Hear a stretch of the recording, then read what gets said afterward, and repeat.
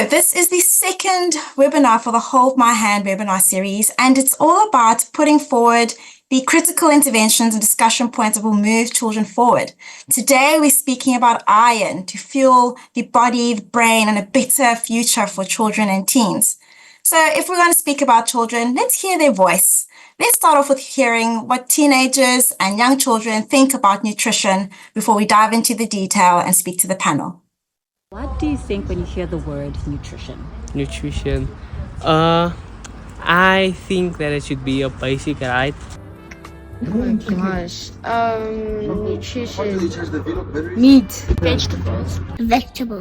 You have to take vegetables and water. Okay, so when I hear the word nutrition, I think about food insecurity. In South Africa, there's a lot of food insecurity whereby the government needs to provide for us so that each and everyone can have a healthy life, a safe life, so that they can live a longer life. Food. Food. Nothing much, nothing less. Food. All right, well, it sounds like food and vegetables what comes top of mind when we speak about nutrition. And today I think it's important we get deeper into iron and what the role it plays regarding the well-being of children. So to do that, we're going to have a panel today to speak us through this. And I'd like to introduce them before we kick off. First of all, I'd like to introduce Prof. Vernon Louw, the Executive Head of the Department of Medicine from Stellenbosch University.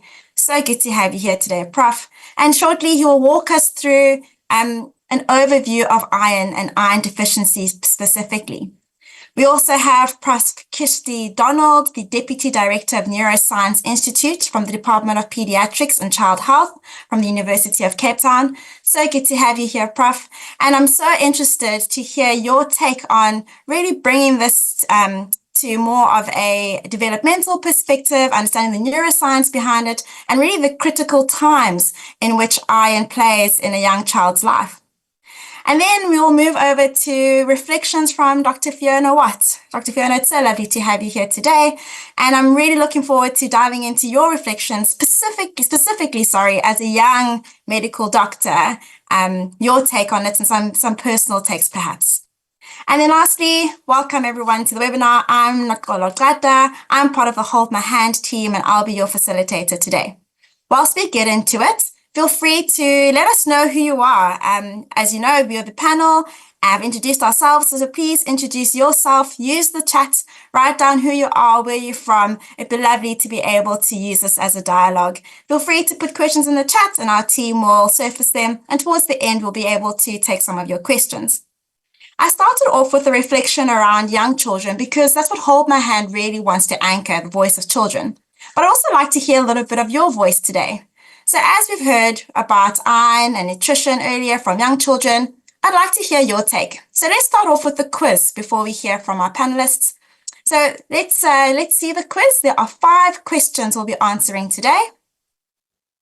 So they'll come up shortly on your side. And let's see how much we know around iron and nutrition. So take the big iron quiz. Do you know why pregnant women are at high risk for iron deficiency? Perhaps do you know the common cause of anemia globally?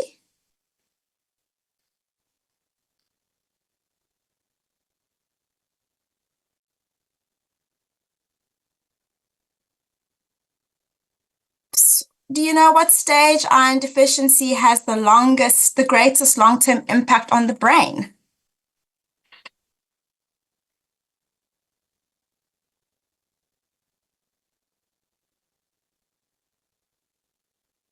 Percentage of women of reproductive age are considered anemic in South Africa?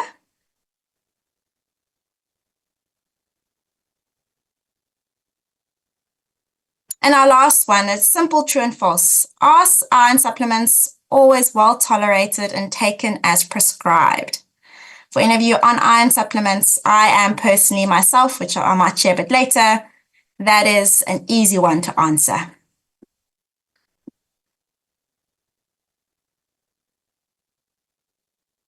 Okay, so no trick questions.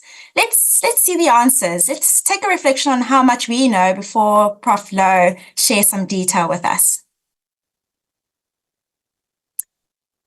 Let's take a look at our results. All right, yes, so why are pregnant women at risk of iron deficiency? Well, as you correctly said, most of you know that it's because the woman and the baby, the mom and the baby need more. There's a greater demand to support baby's growth and blood volume. So that's great, a very good start. What is the most common cause globally? Yes, it is nutritional iron deficiency. At what stage?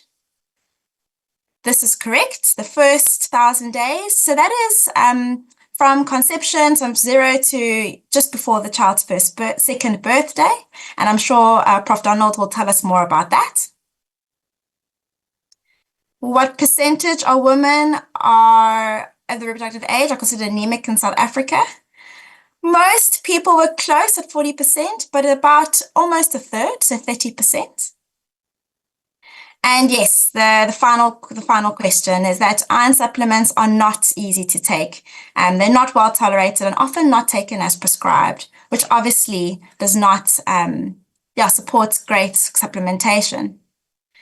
So perhaps let's move to Prof. Louw. Prof. Louw, you've seen what the room thinks around iron. There's general consensus of that it is important and when it's important and that it's very difficult to supplement. But it would be helpful for us to have a bit of a clinical overview and a public health overview of iron, particularly, we know why it's important, but, what does it do in the body? What are the impacts? We heard earlier from young children speaking around food. Food is nutrition. So how does iron relate to food? Would you mind walking us through your thoughts around that and something we could take back with us? So over to you, Prof, to share. Certainly, Dr. Gqada, it's wonderful to be here and thank you so much for the kind invitation. It's a particular pleasure to be in the room with Prof. Donald, who I've met before, but I've mentioned her name so many times in presentations all over the world where I've been speaking on this topic, and it's great to have her here today to actually give her personal reflection and input on what we're sharing. So iron in the body, why it matters. And so the first thing to recognize is that anemia affects more than 2 billion people worldwide. And this is far greater in the lower middle income countries, especially in sub-Saharan Africa. But to recognize that of all those cases of anemia, at least half are due to iron deficiency. But then there's another problem. Or maybe before I say that, just show you this. Another 1 to 2 billion people in the world are iron deficient, but not yet anemic. So they are at risk of becoming anemic, and they have some problems related to it that I will share soon. But very important to notice that about 1 in 3 to probably 1 in 3 people worldwide suffer from either anemia or iron deficiency that has not yet become anemia. And that's about equivalent to all the people in the world that's got Facebook, WhatsApp, and Instagram put together. Now, in the Western Cape, it's no different. As a matter of fact, it's probably worse. This was a study done in a combination of people with private healthcare and public care, where they found that 1 in 2 women, more than 1 in 2 as a matter of fact, 56%, were iron deficient using quite conservative cutoff values. This number might actually be even greater. And this was done in a population of apparently healthy people. So that was actually the title of the study, Iron Deficiency in an Apparently Healthy Population. So we'll quickly jump to the causes. And the first one to mention, as you've mentioned, nutritional iron deficiency, is iron intake. And here it matters not only how much you take in, but which form of iron you take. So a typical Western diet would contain a combination of heme iron, which you find in meat, poultry, and fish, as well as inorganic iron that is found in meat and vegetables. But you can see there's a great difference in the degree to which each of these would be absorbed. About 30% of iron from meat or liver would be absorbed, whereas less than 10% of that from vegetables that were mentioned by a couple of people on the little clip we saw earlier would be absorbed. So this immediately tells you that people who do not have free access to meat, and meat is expensive, so people from lower socioeconomic environments who are vegetarian, vegan, who have eating disorders, even those with alcohol use disorders, the elderly who often don't have either the finances or cook that well for themselves. And interestingly enough, even people immigrating recently from low-income countries are all at risk of developing iron deficiency. Of course, the next important part is that the iron in the food will not get out of the food and into your body if it's not removed from the food, and for that you need stomach acid, which will not be enough if you have any of these conditions. So inflammation of the stomach, that's a chronic gastritis, and we often see that in the elderly, and there are some other conditions on the screen that can cause this. But I want to emphasize that a lot of people use antacids, something for reflux, something for peptic ulcers or dyspepsia, and these things really block iron absorption a lot. One, because you can't actually get the iron out of the food, and number two, when you actually take iron supplements, it blocks the absorption of those supplements. So on to the next step, which I mentioned a little bit of physiology today because I think the physiology helps you understand the rest, is iron absorption. No help if you take in enough iron, but you can't absorb it. And again, I want to emphasize how important it is to understand the difference in absorption between different foods. So when I was a youngster, we used to learn that you need to eat a lot of spinach because we watched Popeye, and I'm not sure if how many people in the room watched Popeye when they were younger. But the reality is spinach contains a lot of iron, and this is very similar for many vegetables. But if you actually calculate how much of the iron in the spinach gets absorbed, you need to take in about 2 to 4 kilograms of spinach every day. Not sure how many of your kids eat a lot of spinach, but this is a whole bucket full, right? Of course, if you have any disease in the small bowel, that's where the iron is absorbed, that will also block iron absorption. Or if you've had surgery and part of that bowel's been taken out, or celiac disease, or you are gluten sensitive, many people with those problems tend to struggle with iron absorption. And then, of course, there are many other steps in the physiology. I'm not going to talk about all of them. I just want to focus on the things relevant to this talk. Iron loss. So as on the list of causes, this is actually a very, very common cause. Heavy menstrual bleeding and postpartum bleeding as well, right, after birth.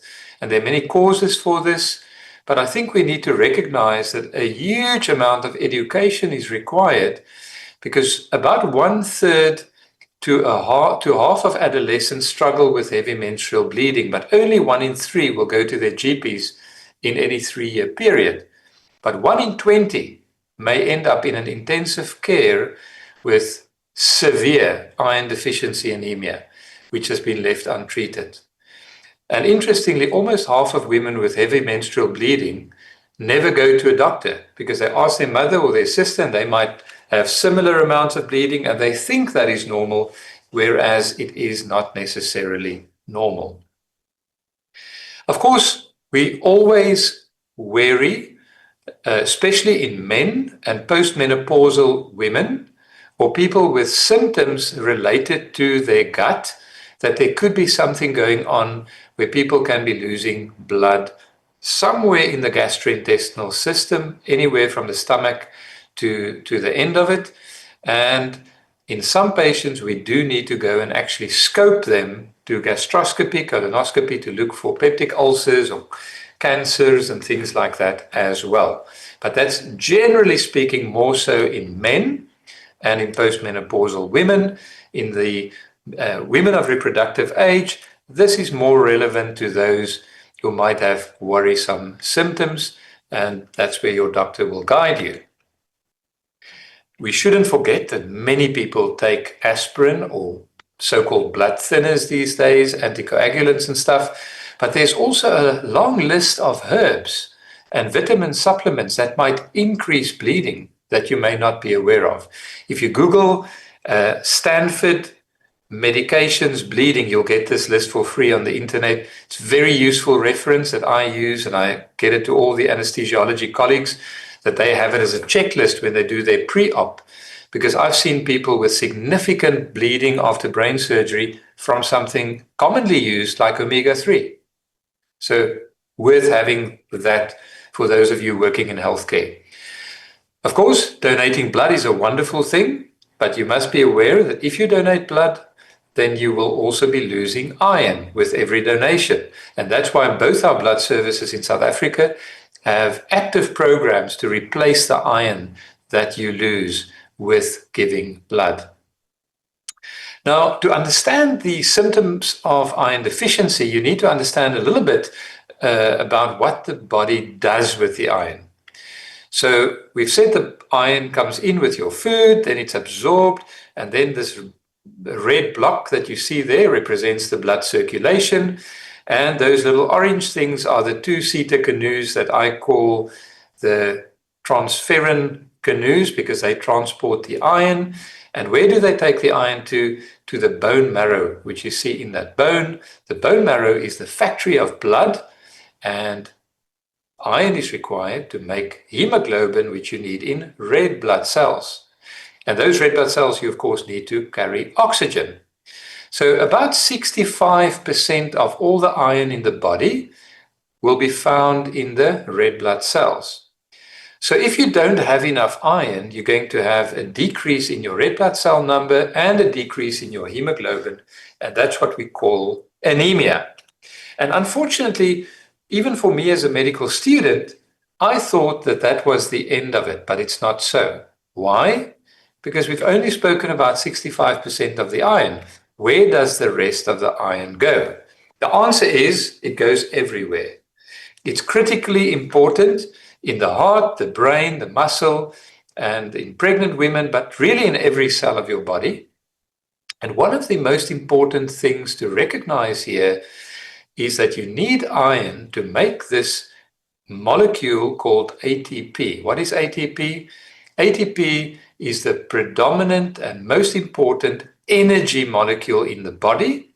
And if you don't have ATP, you will be tired, you will have a lot of symptoms that I'll get to in a moment. Your genetics won't work properly.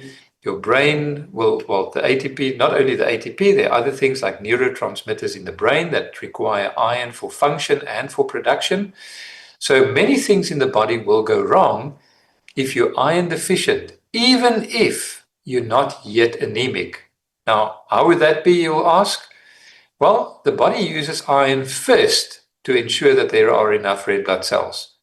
And all the other organs will stand at the back of the queue, and they only get their serving of iron once the body has delivered enough to the bone marrow. And this is why, and this is such an important slide, and I want you to really look at this. The title of this particular article was The Misogyny of Iron Deficiency. And as a father of 3 daughters and a husband of 1 wife, who all have iron deficiency, I can promise you that I've seen most of these symptoms sometime in their lives, somewhere. But I want you to notice this. So important. It's not just about tiredness. Independent of anemia, many people struggle with brain fog, with things like dizziness, anxiety, palpitations, being irritable, losing hair, very common. You can see most of these symptoms are present in more than half of patients. Headache, cravings. If you crave something, not just, when we were medical students, we were taught if you crave soil or clay or dust or sand or ice, that suggests iron deficiency. We've done some research on this and we've shown that many people crave foodstuffs, normal foodstuffs in excess. One patient was eating a whole full bag of tomatoes every day. The other one, 2 big loaves of bread every day. And when they were treated with iron, the cravings go away. Within 2 days, as a matter of fact. I see a lot of salt cravings. I see a lot of sweet cravings, chocolate cravings, all kinds of cravings, anything. Some people eat paint. Anything you can imagine could be a sign. I'm not saying it is, but cravings is one of the most common things. Now, also, I want you to note the anxiety and depression type symptoms. Really important. One of my patients had refractory anxiety. No anti-anxiety medications worked for her. Fortunately, she had a great psychiatrist who said, maybe it's the iron deficiency. So she sent her to me for treatment. I said, wait a minute. I asked her some questions. She had symptoms that really worried me, and I said she must go for a colonoscopy. Turned out she had colon cancer. She's only 32 years old, but she was cured because it was caught early thanks to a psychiatrist that made the link between the anxiety and the iron. But now, pregnancy. And I want to start even before pregnancy and show you how the whole of women's health is affected by this. So this is an interesting study that was done in Iran amongst Iranian women that were iron deficient versus not iron deficient. And you can see in terms of their sexual function, on every parameter of sexual function, there was a significantly worse functioning for these women, worse quality of life from their sexual perspective if they were iron deficient. Fertility, there's more and more studies coming out now. This is just one example that showed that the more severe the iron deficiency, the more unexplained pregnancy losses patients might have. So infertility seems to be linked to it. But as mentioned earlier in the question you answered, during pregnancy, there's a significant increase in the need for iron. So most people have iron stores, if they have normal iron stores, between 500 and 1,000 milligrams. But during a single pregnancy, you need an extra 1,000 milligrams, which is a lot. And you need that for many different things. The mum needs some, the baby needs some. There's some going to be lost during the birth period, etc., etc. But in essence, you need a lot more. And most pregnant women are not able, even with supplementation, to get to the end of pregnancy without becoming iron deficient. And this has got significant implications because a woman that becomes progressively more anemic over time during pregnancy have a greater risk at the time of birth if she has a severe bleed, especially if she lives out in a rural area far from a hospital and in a place without emergency blood. So I really believe we should optimize the woman's hemoglobin and iron status beforehand. Of course, there are many other things, other complications of pregnancy that are more common in these patients, like the need for a cesarean section, infections, breast milk production, postnatal depression, the bonding between mum and baby, etc. Even the fatigue and forgetfulness in pregnancy is more likely due to iron deficiency than anything else. There's been many studies on what happens to the developing baby, and this is Prof. Donald's expertise, and I look forward to a commentary, but the developing baby if the mother was iron deficient. So firstly, these are two studies, both looking at hearing. So children born of iron deficient mothers have problems with hearing development. This is a study from Prof. Donald, which looked at children born of anemic mothers. I don't think it focused specifically on iron deficiency, but looked at anemia, most of which would have been iron deficiency in this population. And following these children up after birth, at the age of 2 years, they still had lower cognitive scores and problems with language. Now, this is also true from a wide range of study for many other children. As they grow older, if they're born of iron deficient mothers, even if the child is treated with iron after birth, that they still have many developmental issues. And you can see some of them on the screen here: perception, motor function, language, etc. Even IQ has got a strong correlation. The worse the anemia in the mother, the lower the IQ of the child when measured at age 4 and 7. In early adolescence, those children who were born of those iron deficient mothers still have many problems with perception, concentration, planning, attention, maths, etc. And this just goes on with mood disorders, behavioral disorders, and even into adulthood. We now know that it affects their long-term functioning, their ability to complete school and further training, and their emotional status. There are many other things that we now link to iron deficiency in the children born of the iron deficiency mother. Sleep disorders, movement disorders in the children, asthma, atopy, eczema, all these things are more because we now know that iron plays a key role in the immune system, for example. In every part of the immune system, you have poorer vaccine responses in the children if they are iron deficient. Even there's extensive work being done on autism, ADHD, and even schizophrenia if the mother was iron deficient in a particular period during her pregnancy. This is one wonderful review looking at all the different conditions in the spectrum of disorders that show that low body iron stores alters brain structure and function, leading to a range of these symptoms. But it goes even beyond this. And this is why this talk is really for everybody. What about surgery?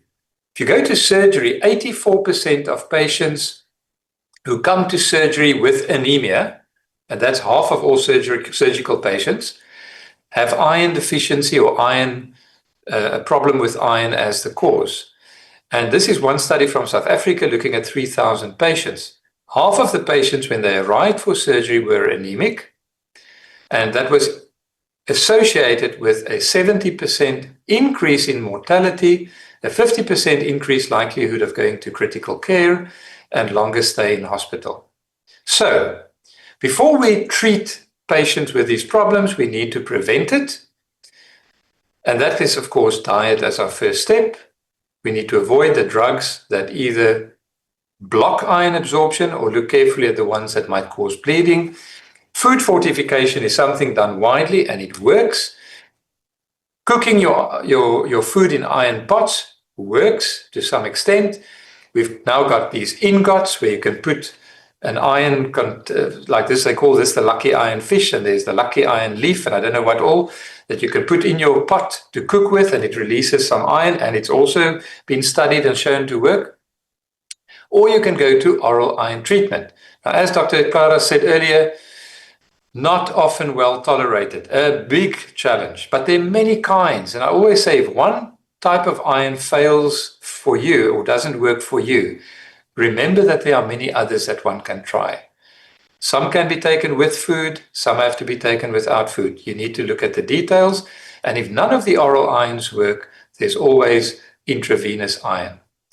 We need to think about many things when we take iron. For instance, what do you take it with? If you're not supposed to take it with food and you do, especially with bread or milk or eggs, tea or coffee, the iron will not be absorbed. You need to take like ferrous sulfate, which is the common one used in state. You need to take on an empty stomach ideally.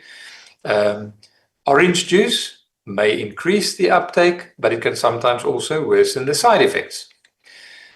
Tea and coffee you can have, but not with your iron. Keep it for tea time. The only one that doesn't affect iron absorption is rooibos. So your oral iron is very convenient and it's generally cheap. But like what was said, many patients complain of constipation and tummy ache and diarrhea and nausea and vomiting. And then you need to try another one. If that doesn't work, we can always go to intravenous iron. Either if the oral iron doesn't work, or if you don't tolerate it, or you don't have time to wait, like some later in pregnancy, you want to sort things out quickly, then that's not the ideal. So my final slide, or second last slide and message. Why is this important? Many women walk around with a lot of symptoms of iron deficiency. But this study showed that it takes on average 3 years before somebody actually makes the diagnosis. And then another 1.5 years before they get treatment.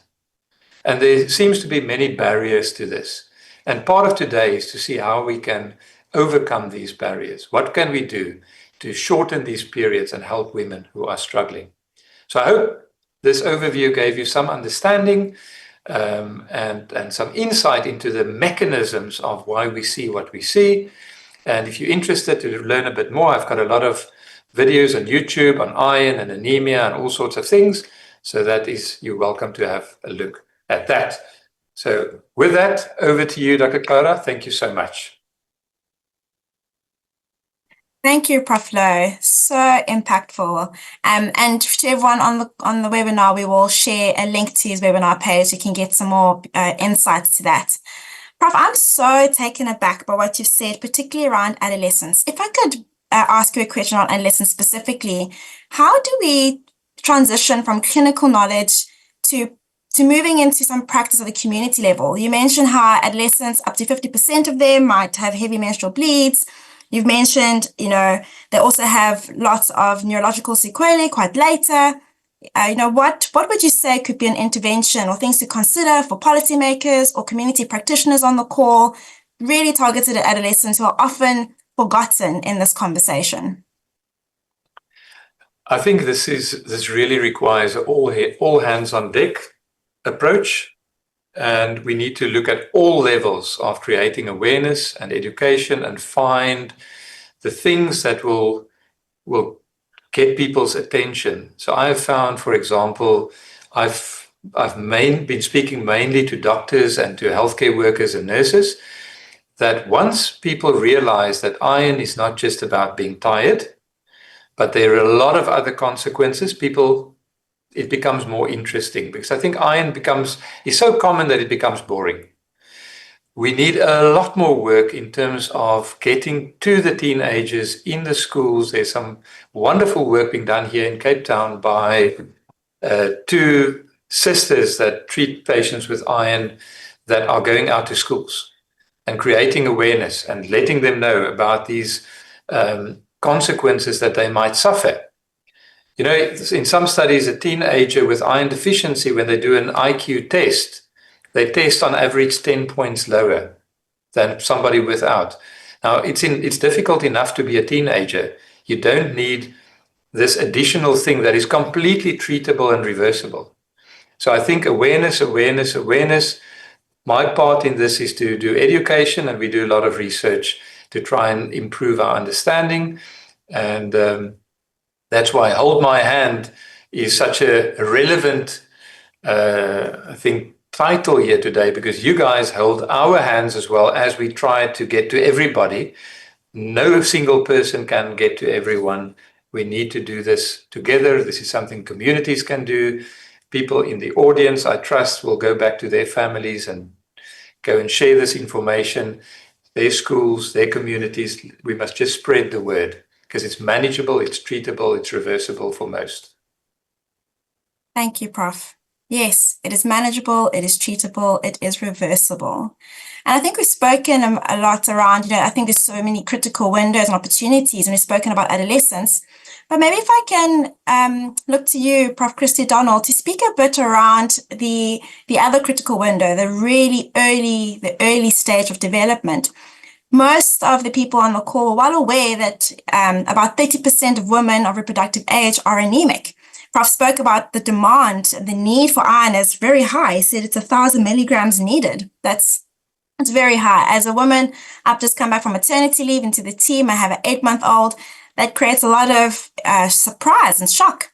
So can you maybe speak to us around why it's so critical in that period? Why is the demand so high? What role the maternal iron plays?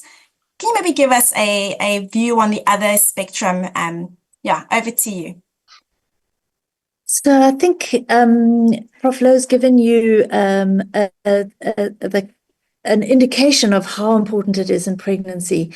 And there's a little bit more detail that can also help understand. If you think about the iron that needs to come into your system being one aspect of it, then the transport of the iron out of your gut into your system is the next step. But with pregnancy, there are a couple of other steps. There's the step of getting from the mum's body into the placenta in the right kind of way, and then transport from the placenta into the baby. And then in terms of brain development, now obviously iron is important for all growth and development, as you've heard today. But we're obviously particularly worried about, or we're particularly invested in our children's brains and their development, because it represents their future in so many ways. And every mother wants what's best for her child. And so the transport of the iron from the baby's circulation and system into the baby's brain also takes as an active transport mechanism. And there are things, so obviously if mum doesn't take up enough iron, if she isn't able to transport it,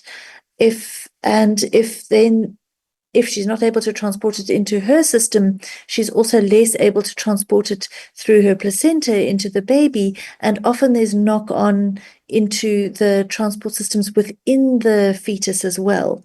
So it's a very intricate physiological system that requires a lot of things to line up. And there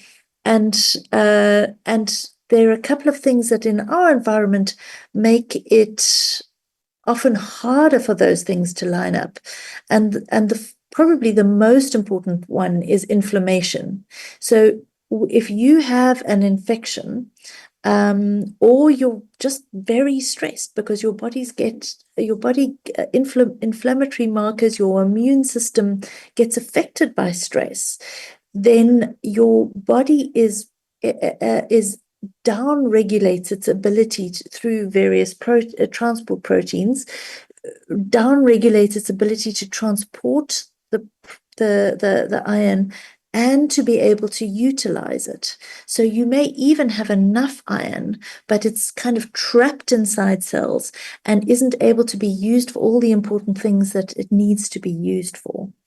And further, if you are anemic, a lot of your kind of ongoing maintenance of your iron stores in your body is generated from recycling iron from old blood cells. Now, if you're already severely anemic, then that pot of iron is less available to you. So all that to say, it's not a doom and gloom picture, but it's one which really just communicates how important it is for us to really understand how important it is, and for our teenagers and our mums and our grandparents, everybody, to understand how these things are pervade every aspect of our health, growth, and cognitive function, actually. And in the context of babies, or in growing babies, what we found in some studies is that if the mum is iron deficient, or if the mum is anemic, even mild anemia, the babies born to those mums have actually smaller brain growth as measured on MRI. But if the mum's iron stores are okay, even if the baby gets anemic in the first few weeks and months of life, they are relatively protected, and their brains are in much better shape than the babies whose mums have been iron deficient. So it's not to say that it's not important to make sure that the babies are not iron deficient, but we really need to make sure that our teenagers and our mums of childbearing age understand how important iron is for their developing baby, so that they understand when the pregnancy at the pregnancy clinic, when they're given those dreadful iron tablets that make them feel so dreadful, that they're doing it for their babies and for their own health. It's not just it's not just a tick box. Maybe I'll just stop there for now. Yes, thank you. No, and thank you for reminding us that it's not all doom and gloom, but maybe just to come back to the neuroscience of it. And you spoke about our investment in the baby's brain, and Prof. Louw also spoke about how moms want the best for their babies. I think you've mentioned something very important, that moms need to care for themselves and take the supplements early in the antenatal period. But in an environment where that may not happen, or we have people on the call who work with moms who are postpartum and they've sort of missed that opportunity antenatally, what does it look like to have iron deficiency, within the first early postpartum period for a mother, as well as the baby? What would moms need to look out for, or community healthcare workers look out for, if they were doing home-to-home visits or supporting families and communities? So I would say, I mean, all the things that Prof. Louw has described are relevant here. And if mums are iron deficient and anemic, then obviously they may feel those things more. Now, new mums also feel tired and also have brain fog. So they may just put it down to those things. So I think the what we have to get people to do is to feel empowered to ask. In our most recent birth cohort study, we asked mums, and they were, standard antenatal clinic, do you know what your anemia status is? Never mind iron status, because that's generally what is tested in the clinics.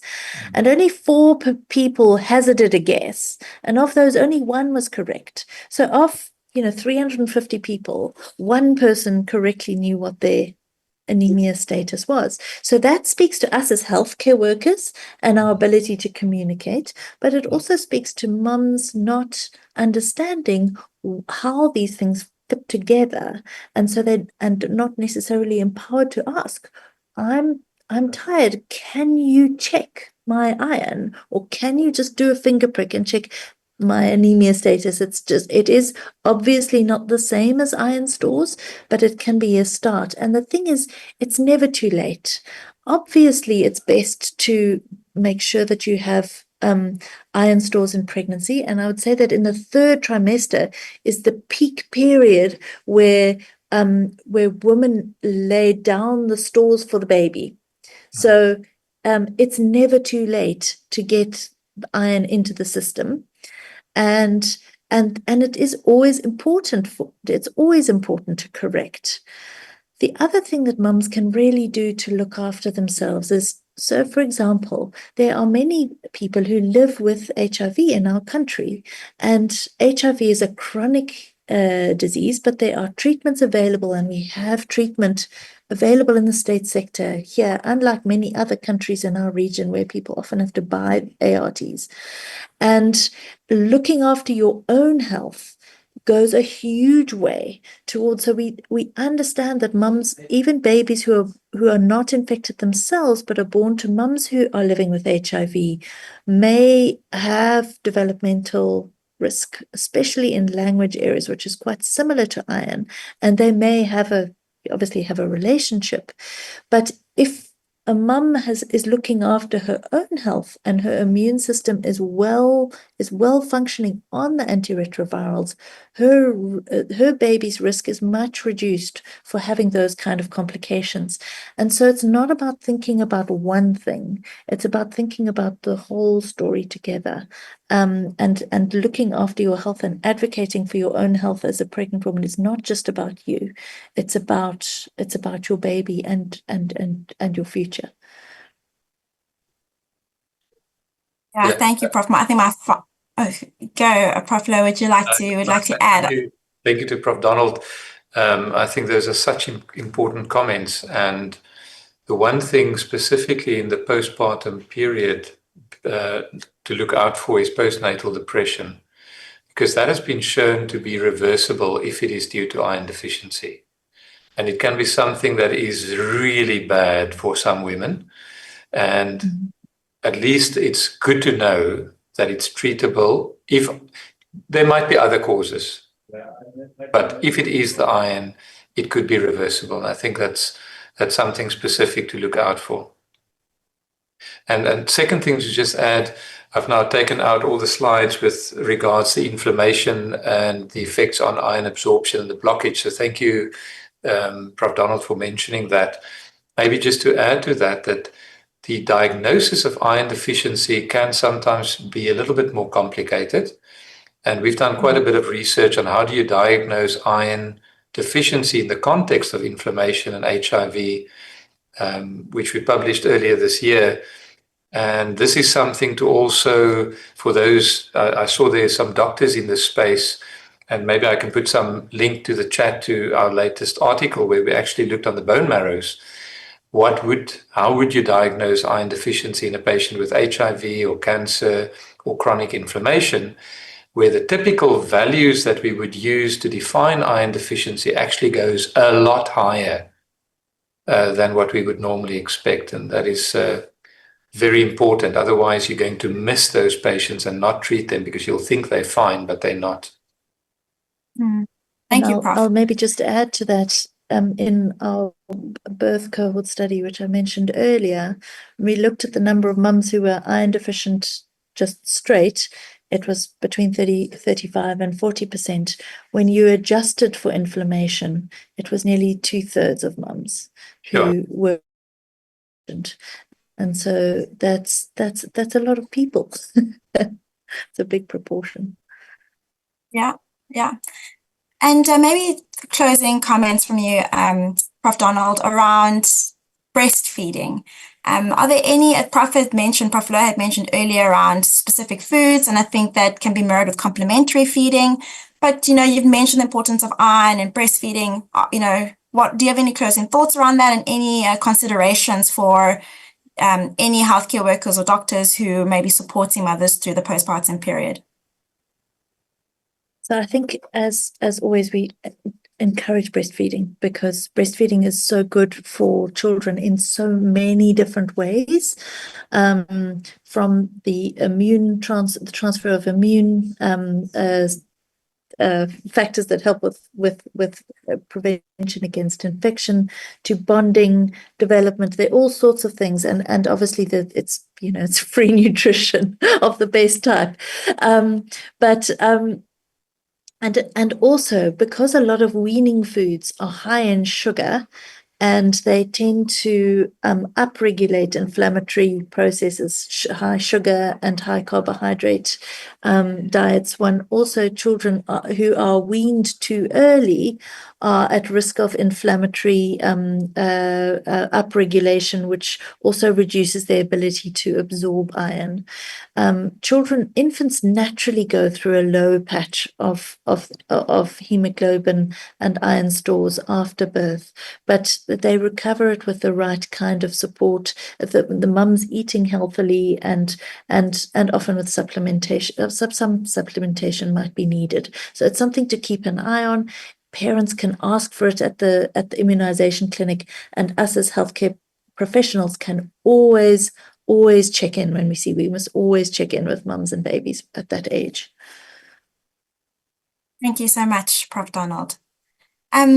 I'd like to move on to Dr. Watt now. Thank you, Prof. Louw and Prof. Kirsty Donald, for your extensive experience in the space. And it's so lovely to see all the research, and so lovely to see how you reference each other's research. It's clear that you're really well established in this space. And part of Hold My Hand is really about anchoring young voices. So I felt it was important to have a younger doctor on the call to share her experience around anemia and iron. And so, Dr. Fiona Watt, I know you work in the division of clinical hematology, and so there might be a slight bias in that you're probably well averse with iron deficiency than most junior doctors. But do you have a reflection that you can share around why iron matters, either in practice? You can reflect on your time as a conserve or an internship when you were still renewed to the clinical space, or perhaps even personally, having experienced brain fog. I think of medical school, I wonder if I was anemic. So yeah, over to you to share reflections around, what does iron matter? How does it matter to you today, either personally or in practice? Thank you. Yeah, I think, we've all had that thought, I'm a bit tired this week and maybe not concentrating. And unfortunately, when I tested my iron, I was fine. So that wasn't an easy answer. A good thing, really. But to reflect on this, I've definitely seen patients working Curtis Care Mitchell's Plain and in Johannesburg, lots of patients with iron deficiency. But I thought this would also be a good opportunity just to speak to some of my friends and ask them. And just, I think, to a nod as to how common iron deficiency is that there were a lot of stories and I didn't have to ask too many people.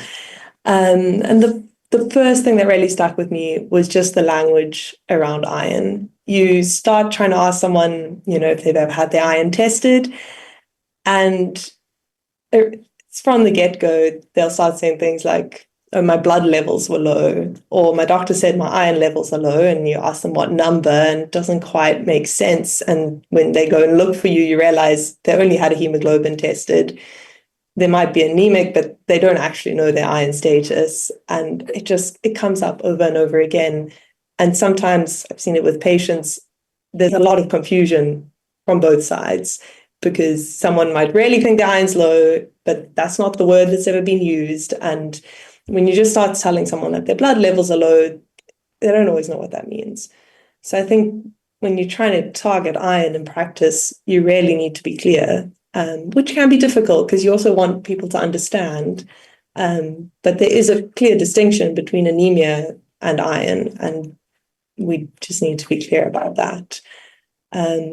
Yeah, so that was the first one. And the second thing that really came to me when asking my friends about their iron deficiency and, why they thought they'd got it was how normal the causes were. So sure, one person had celiac disease, that's quite medical.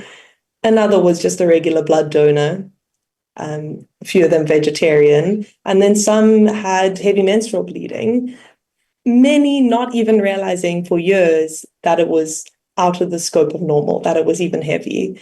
Because that was normal to them and maybe normal to their families as well, which I think just goes to show that iron deficiency is common, but also you're not necessarily sick. It's not something completely abnormal that's causing your low iron. And so then you have to weigh up, okay, I'm still normal, but do I need to go to the doctor? And I think a lot of young people expect to be healthy. You don't really feel like you need to go to the doctor. You might have some symptoms, but you could put that down to everyday things. You stayed up late to study, you're a bit tired, it's probably normal. And that's I think why it can take so long to find the iron deficiency, is that we need a test, we need a blood test. And for young people, I think it can be really hard to actually get to that point of accessing healthcare services. And somehow you need to have a way of making that more accessible. In a way, blood donation is almost one of the most accessible ways of having your iron tested, because they automatically screen for it, and a lot of people in school are blood donors. But otherwise, it might take a while to access healthcare services. And one story that really stuck with me was a friend who, in hindsight, definitely had symptoms, and this was during university, so you don't have your parents to tell you to go to the doctor. I mean, she was tired, mood dysregulation, a lot of difficulty studying. Eventually went to a psychiatrist, like Prof. Louw's story, was on some psychiatric medication, eventually gets her iron tested, and they realized she's iron deficient. But she just thought, oh, well, I'm vegetarian, it's probably why I'll start eating chicken again. And just really didn't want to take iron tablets. She's like, iron's natural. I'll just naturally get it up. I don't need iron tablets. And after some time, changed that idea and decided to take supplements, which maybe isn't always what's necessary. But in this case, she said it made a huge difference. From a mental health perspective, she got better so much quicker. But it was just that thing of, this is so normal or so kind of natural. I want to do it the healthy way, that people don't want to do it the healthcare service way. So I think there needs to be a lot of engagement and discussion and communication around how people see their iron deficiency. How urgent is it to treat it? What are the different ways you can treat it? And also that once they get to the doctor, it might also not take one visit. And you need to actually have follow up and go through the process. And I think for younger people, that is somewhere where a lot of support is needed. Yeah. Thank you. Thank you for sharing the storytelling around that. I think we forget behind all these symptoms, there are people who have challenges in everyday life and have to make the trade-offs of, going to address their symptoms or push through and miss it. And I think that's such an important reflection you shared. And, there are various people on the call, I'm recognizing some names, who work in either government systems or community-based organizations. And I think what I hear from Fiona today is really the call to action for people designing healthcare nutrition programs is to consider engaging people in the treatment, understanding the trade-offs they make. We have the theory backed with the lived experience, and putting those together begins to bring us towards solution. As Prof. Louw said, it really is all hands on deck. So thank you, Fiona. We are wrapping up our session. It's been an incredible time to spend it with you. I've enjoyed hearing the experiences of Prof. Louw, Donald, and Dr. Fiona Watt. I'd love to hear a little bit from the audience. Obviously, on the webinar, we cannot see you, but I'd love to see your voices. So I think we should end it off with one last poll. Let's see how informative our session was. So if we could bring up the last poll. This is not a trick question. It's really for your own self-reflection.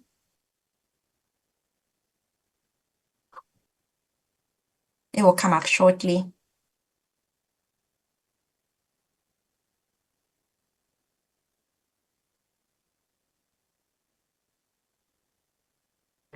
The questions really are just to take a reflection. Our last question really is around understanding how much you've been able to learn today. If it has come up, please work through it. If not, take a step back and ask yourself, how much do you remember? Do you remember that the critical periods are across a whole lifespan for all people, particularly for women of reproductive age, and also remembering that there are different types of iron, which Prof. Vernon and Louw spoke about. We heard young people say it's food, but we did speak about, which food are ideal food for iron. So I want to leave you today knowing that it has been informative and hoping that you leave some comments to the panel. We really are seeing some incredible feedback coming up. We'll read through it. And please know that we'll make the slides available to you. We've already shared Prof. Louw's YouTube channel in the chat. Additionally, there is another webinar, coming up on the 7th of August.